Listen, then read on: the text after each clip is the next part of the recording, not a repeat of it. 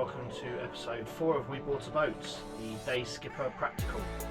Coming up in this episode, I'm going to talk you through my experience of taking my Day Skipper Practical course. I'm going to give you any advice and tips that I can think of to do with what you're going to experience, what's going to be expected of you, any tips I can give you as to what to brush up on before you start, and anything I would recommend that you take along with you for the course. Right, so the Day Skipper Practical course. We left on a Wednesday morning. Again, I think you can do it Monday to Friday or Wednesday to Sunday. I did the Wednesday to Sunday. Came straight out of Shamrock Quay Marina, and we were heading for the first night to go over to Cowes on the Isle of Wight. Day one's always an easier day. It's getting to know everybody on board. I think the instructor is assessing everybody's level. It was quite a choppy, windy day. I think we had sort of 15 to 19 knots, gusting 25. So it was an interesting day. But a short trip over to Cowes took us 3 or 4 hours. We did a bit of tacking, a bit of jibing on day one. And as I said, I think it's just a bit of a shakedown day where you're getting to know each other and the instructor's getting to know you. On the Thursday, we went out and started to practice the man overboard drills, which this time around, compared to what I did on my competent crew course, I actually found this manoeuvre much easier to learn and much easier to actually physically do it yourself. And we actually did it within 3 or 4 minutes of the fender they throw in, acting as the man overboard. We actually retrieved it within 3 or 4 minutes, so it was a really good manoeuvre. I liked it a lot. It was basically man overboard, crash tacking the boat, and setting the sails in a way where you basically drift down onto them with the tide or the wind. So it was a really good manoeuvre. I enjoyed that a lot. After that, we then got into some more sailing. So I said a lot of tacking, a lot of jibing, practicing that as a crew. But more so this time, I think the big change is that this time I'm not competent crew. I'm one of the day skippers, because there's 2 day skippers and 2 comp crew on the boat plus the instructor. Is that you're taking the lead? So the instructor's asking you to when you're at the helm or when you're not at the helm, to be running the crew, asking them to do particular things like can you go and do this winch? Can you do this? Can you do the jib? Can you do the main? So you have to stay a bit more switched on. So I found it more stressful, great fun.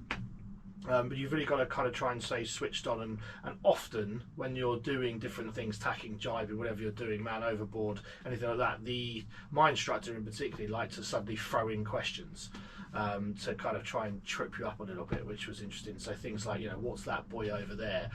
What would you do in this instance? What would you do if this happened? And things like that. So be prepared for that. They are going to try and, make it more difficult for you, but I think that's all part of the joy of doing it, and feeling more like you're in charge of the crew and in charge of the boat. The main points I wanted to cover today from this episode is the parts I found really great, what it gave me at the end, and where I feel I am now with my experience and my confidence. A big part of this week that you do is obviously you're doing the skipper role. So man overboard drill is a kind of pass-fail manoeuvre. So you will practice it, and then you have to physically do it and make sure you do it all correctly, retrieve them, and you get a kind of a tick in that box. Tacking and jibing successfully, managing the crew. But what my instructor was really great at was actually boat handling. He was very big on boat handling, which I really enjoyed. So there was a lot of, see that buoy over there in the distance, I want you to now take charge of the boat and sail to that buoy, and I want you to be within 5 feet of it, and I want it to come up on the port side or the starboard side of the boat, whichever he chose.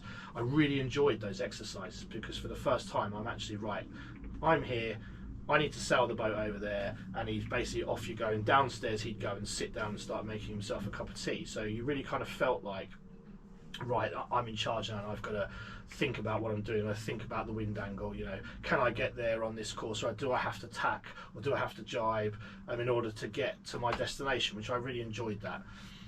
We did that a lot. sometimes quite a short distance, sometimes quite a long distance. And this is all building up, I think, to the night sail, which is the real kind of navigational assessment, if you like. The night sail part of it is really great fun, depending on what weather you get. We were very lucky in that it was very calm, so we didn't sail, we had to motor. But it was really fascinating to sit down, make a full plan.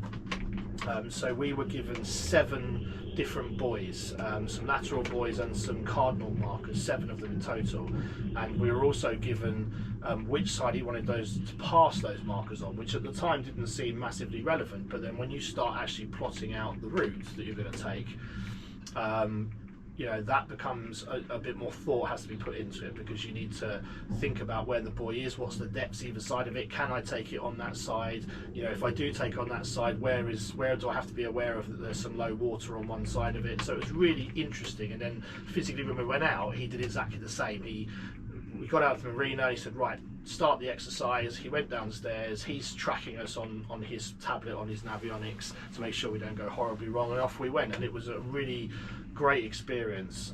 Lots of concentration. You're out for about 2 hours, 2.5 hours, so I think we did about 9 nautical miles in total. But I really enjoyed that. I wanted to mention a big shock that I got. So I mentioned in the previous episode, which was all about the day skipper theory course, which I did with Arden, which was excellent. Things have changed, and I think I'm probably going to be in that batch of people that have done the theory in the old style and now found out in the practical side that things have changed massively. So to elaborate on what I'm speaking about is, when I did my day theory course online, there was a big emphasis on not relying on chart plotters, not relying on electronics.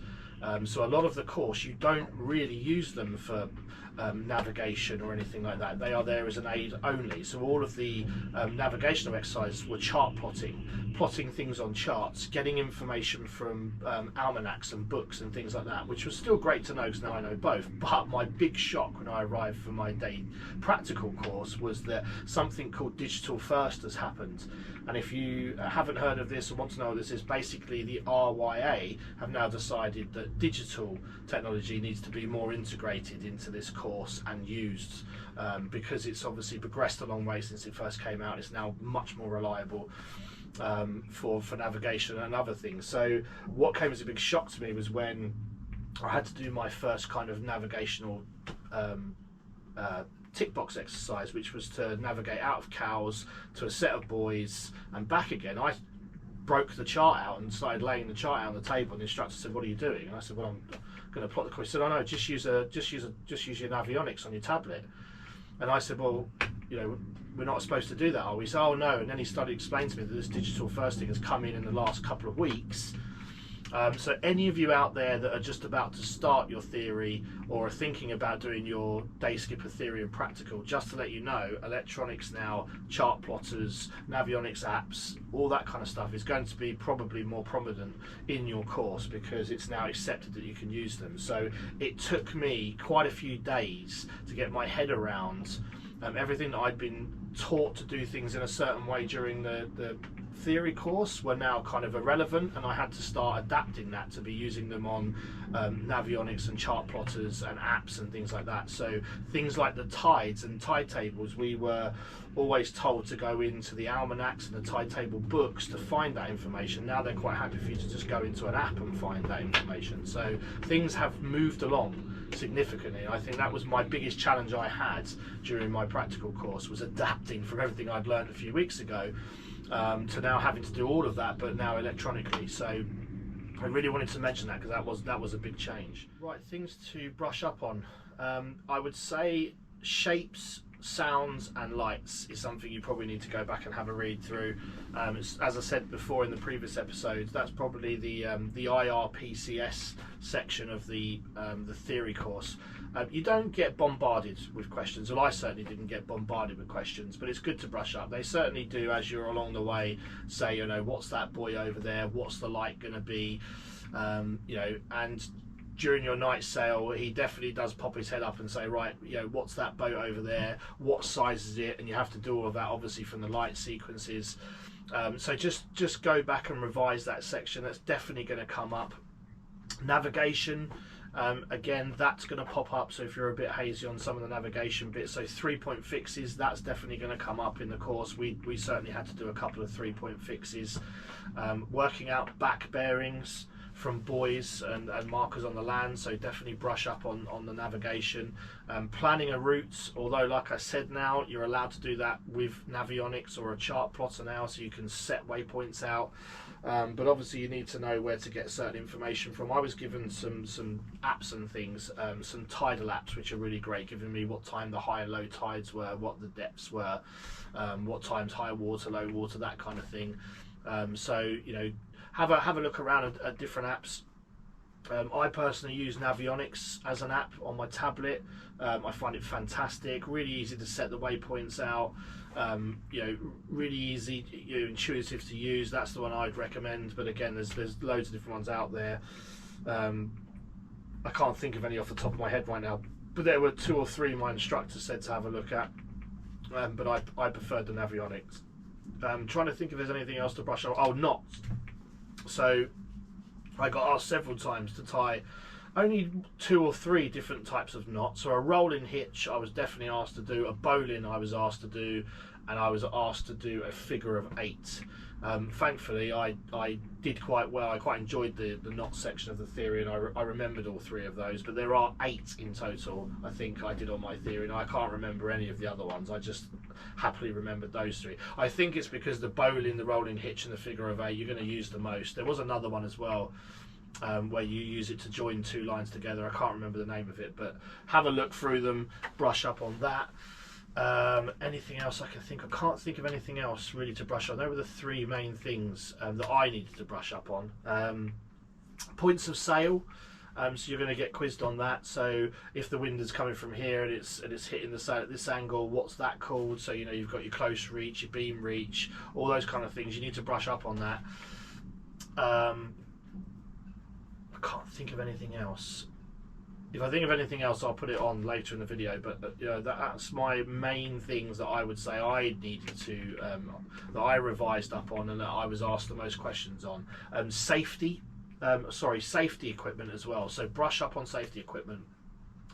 You will be asked to do, as a day skipper practical, you will be asked to give the crew a safety briefing, not only on the passages you're about to do and what you're going to be doing, but also on the safety equipment on board. So fire extinguishers, fire blankets, flares, different aids for chucking overboard, man overboard, so the throwing lines, horseshoes, life rafts, things like that.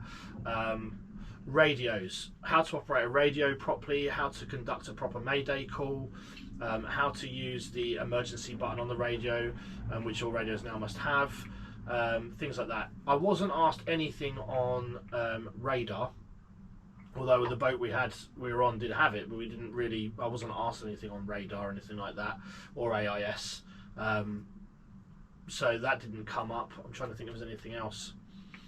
No, they are the main points I would say to brush up on. They were the main things we got quizzed on, and were asked to do. So the safety briefing, passage planning, navigation, IR, PCS, lights, shapes and sounds, safety equipment. I've probably just covered that. Safety equipment.